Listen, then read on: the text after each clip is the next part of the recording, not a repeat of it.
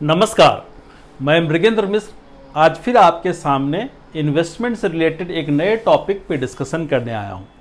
आज का जो टॉपिक है वो बहुत ही फेमस टॉपिक है, वैल्यू इन्वेस्टिंग। यानी कि वैल्यू इन्वेस्टिंग, जब भी हम लोग कैपिटल मार्केट और पर्टिकुलरली इक्विटी शेयर्स स्टॉक्स की बात करते हैं तो वैल्यू इन्वेस्टिंग क्या होता है, इस पर डिस्कस करते हैं। वैल्यू इन्वेस्टिंग को अगर देखें, जब भी हम लोग वैल्यू इन्वेस्टिंग को चर्चा करते हैं तो जो पहला दो नाम सामने आता है वो आता है बेंजामिन ग्राहम साहब का। बेंजामिन ग्राहम साहब ने 1934 में इस कॉन्सेप्ट को दिया था और उस कॉन्सेप्ट पे उन्होंने बहुत बड़ा खुद भी वेल्थ बनाया था और उनके मानने वाले पूरी दुनिया में बहुत बड़े बड़े लोग हैं।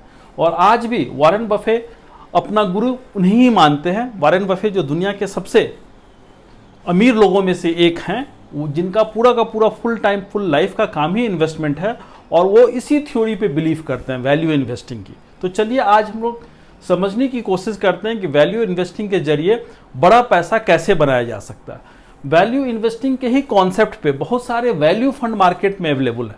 अलग अलग नाम से आप सुनते होंगे कि फलानी कंपनी का वैल्यू फंड, उसका वैल्यू फंड, उसका वैल्यू फंड।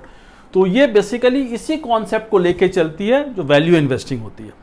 अब वैल्यू इन्वेस्टिंग होती क्या है, इस पर डिस्कस करते हैं। तो उसको डिस्कस करने से पहले हम लोग समझते हैं कि किसी भी शेयर प्राइस की जो मार्केट में हम लोग वैल्यू देखते हैं, शेयर मार्केट में जब ट्रेडिंग होती है तो उसकी एक प्राइस होती है, जिस प्राइस को हम लोग कहते हैं मार्केट वैल्यू। कि आज के डेट में किसी भी शेयर का मार्केट वैल्यू क्या है, यानी उसकी प्राइस, करंट प्राइस क्या, मार्केट प्राइस क्या, उसके हिसाब से एक एक शेयर को ड्राइव करते हैं।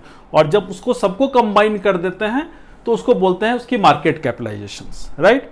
तो मार्केट प्राइस कैसे डिटरमाइन होता है? तो मार्केट प्राइस ऑलवेज डिटरमाइंड होता है बाय और सेलर्स के ऊपर, डिमांड और सप्लाई के ऊपर।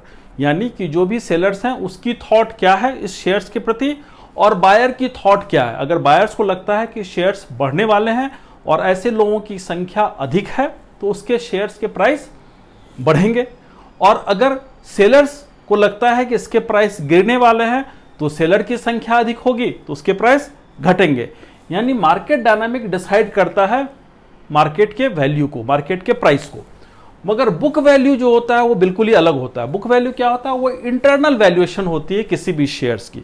यानी कोई भी कंपनी के पास कितने सारे एसेट्स हैं, सारे तरह के एसेट्स, कैश से लेके जितने भी तरह के उनके पास एसेट्स हैं उसको जोड़ लें और हर तरह की लायबिलिटीज जो उस कंपनी के ऊपर है उसको माइनस कर दें।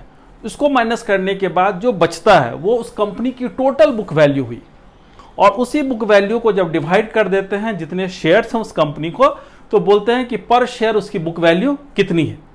यानी अगर आप देखेंगे तो बुक वैल्यू पर शेयर और मार्केट वैल्यू पर शेयर ये दोनों सेम हो सकता है कभी कभी, मगर अधिकतर समय ये सेम नहीं होता है।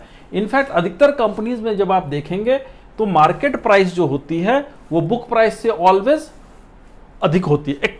अधिकतर समय एक्सेप्शंस होते हैं, एक्सेप्शनल टाइम भी होता है कभी कभी, मगर इन जनरल अगर हम लोग बात करें तो क्योंकि मार्केट प्राइस ऑलवेज कंसीडर करता है फ्यूचर प्राइस को, कि आने वाले समय में किसी भी स्टॉक्स के क्या प्राइस हो सकते हैं, उसकी जो एक्टिविटीज जितनी भी हैं, उसकी प्रॉफिटेबिलिटी जो आने की संभावना है, उसके बेसिस पे उसके फ्यूचर प्राइस के हिसाब से ही मार्केट प्राइस होता है। मगर बुक वैल्यू रियल होता है, वो करंट होता है ऑलवेज, कि आज के डेट में उस कंपनी के पास एसेट्स क्या है, उसके पास लायबिलिटीज कितनी है, उसको माइनस कर दीजिए और उसके करंट बुक वैल्यू या पर शेयर्स का वैल्यूएशन आप निकाल सकते हैं। अब कभी कभी जब इन्वेस्टमेंट के फील्ड में, जब मैंने कहा कि जब भी आप शेयर मार्केट की ट्रेडिंग को देखते हैं तो अधिकतर समय इसकी प्राइस अधिक होती है, मगर कभी कभी उल्टा भी होता है। कभी कभी ऐसा होता है कि कंपनी अच्छी है, कंपनी में सब कुछ बढ़िया चल रहा है, मगर उसकी प्राइस जो है मार्केट प्राइस उसके बुक प्राइस से कम है या उसके आसपास ही है। अधिकतर समय तो हम लोग देखते हैं कि मार्केट प्राइस जो है बुक वैल्यू से कई गुना भी ज़्यादा होती है कई बार, मगर कभी कभी ये डिस्काउंट भी मिलता है। यानी कि जितना उसकी बुक प्राइस है मार्केट में उससे सस्ते में मिल रही है। उसके कई कारण हो सकते हैं। तो जब जब ऐसी सिचुएशंस होती है तब उसे कहते हैं कि वो वैल्यू इन्वेस्टिंग है। अब वैल्यू इन्वेस्टिंग तो कुछ स्टॉक्स मिल गए, मगर सारे स्टॉक्स इन्वेस्टमेंट करने लायक हैं या नहीं है, उसके पीछे और क्या क्या वजह है, ये तो एक रिसर्च टीम या फंड मैनेजर्स ही डिसाइड कर सकते हैं जो प्रोफेशनल हैं इस फील्ड में। मगर बेसिक कॉन्सेप्ट समझने के लिए कि जब इस तरह का बास्केट बनता है तो उस बास्केट में से जो स्टॉक्स आप खरीदते हैं और उस बास्केट से कोई स्टॉक जब आप खरीदते हैं तो उसको बोलते हैं वैल्यू इन्वेस्टिंग। और ऐसे स्टॉक्स का जब आप बास्केट बना लेते हैं तो उसको पोर्टफोलियो बोलते हैं, वैल्यू पोर्टफोलियो। और उसी वैल्यू पोर्टफोलियो को लेके अधिकतर जो वैल्यू फंड्स हैं मार्केट में, अलग अलग म्यूचुअल फंड के माध्यम से जो वैल्यू फंड्स की चर्चा आप सुनते हैं, वो यही पोर्टफोलियो होता है, जिसमें अधिकतर स्टॉक्स या मोस्ट ऑफ द स्टॉक्स जो होते हैं वो वैल्यू स्टॉक्स होते हैं। वैल्यू स्टॉक्स जिनका बुक वैल्यू मार्केट वैल्यू से, बुक वैल्यू जो है मार्केट वैल्यू से काफ़ी मार्केट वैल्यू कम होता है बुक वैल्यू से। मैं उल्टा बोल रहा था, तो मैं इसको सीधा करता हूं कि मार्केट वैल्यू कम होती है बुक वैल्यू से या उसके इर्द गिर्द होती है। तो ऐसे बहुत सारी कंपनी आज भी आप देखेंगे तो हैं, मगर क्या उन सारे कंपनी में इन्वेस्ट करना चाहिए या नहीं करना चाहिए, ये इंडिविजुअली आपको ड्यू डिलिजेंस करने की ज़रूरत पड़ेगी। या फिर आप अगर फंड मैनेजर के माध्यम से इन्वेस्ट करते हैं, किसी भी एएमसी के माध्यम से इन्वेस्ट करते हैं, तो ये काम वो प्रोफेशनल ग्रुप करेगी कि किस कंपनीज की, क्योंकि किसी भी, मान लीजिए आज के डेट में 500 ऐसी कंपनीज हैं, 100 लार्ज कैप, 150 मिड कैप और तकरीबन 250 स्मॉल कैप, जिनको हम लोग मानते हैं कि एक टॉप 500 कंपनीज इंडिया की है। तो उस टॉप 500 में कितने सारे वैल्यू कंपनीज हैं, कितने सारे ऐसे अपॉर्चुनिटीज़ हैं वैल्यू इन्वेस्टिंग की, वो रिसर्च करके जब उस पोर्टफोलियो को बनाते हैं और आप वैल्यू फंड के माध्यम से उस वैल्यू फंड को लेते हैं। इसके रिटर्न्स कई बार ऐसे दिखेंगे जब मोमेंटम चलता है मार्केट में, अधिक मोमेंटम स्टॉक्स ज़्यादा चलती है, ग्रोथ स्टॉक ज़्यादा चलती है, उस वक्त इसके वैल्यूएशंस आपको लगेंगे कि इसकी परफॉर्मेंस अच्छी नहीं हो रही है। मगर जब ये चलता है तो बहुत तेज़ी से चलता है। क्यों ये चलता है? क्योंकि इसकी वैल्यूएशंस ऑलरेडी कम है। करेक्ट।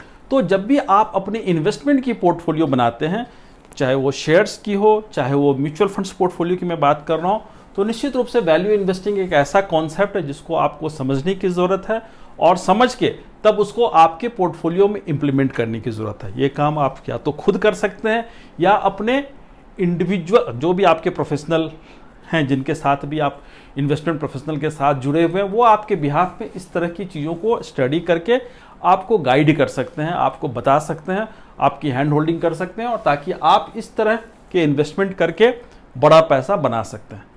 करेक्ट। जैसा कि मैंने कहा कि वॉरेन बफे के अधिकतर इन्वेस्टमेंट जो होते हैं और आज भी जो होते हैं वो वैल्यू इन्वेस्टिंग ही होती है। वो ऐसी अपॉर्चुनिटी ढूंढते हैं जिसमें उनको दिखता है कि वैल्यूएशन बेहतर है, जहां वैल्यू है, जिसमें हम शेयर्स में जाएंगे, जिस स्टॉक्स को खरीदेंगे तो वहां एक बड़ी वैल्यू क्रिएट होने वाली है आने वाले दिनों में, और आज सस्ते दाम पे उपलब्ध है।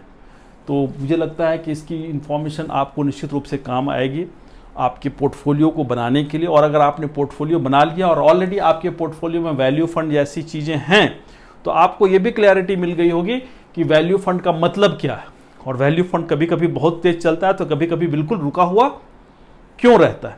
राइट। मैं फिर से वो डिस्क्लेमर दोहराऊंगा कि mutual funds investments are subject to market risk. अगर आपको किसी भी तरह से इन्वेस्टमेंट्स रिलेटेड कोई भी इंफॉर्मेशन चाहिए, कोई भी जानकारी चाहिए, तो आप हमारे यूट्यूब चैनल पे आके लिखें।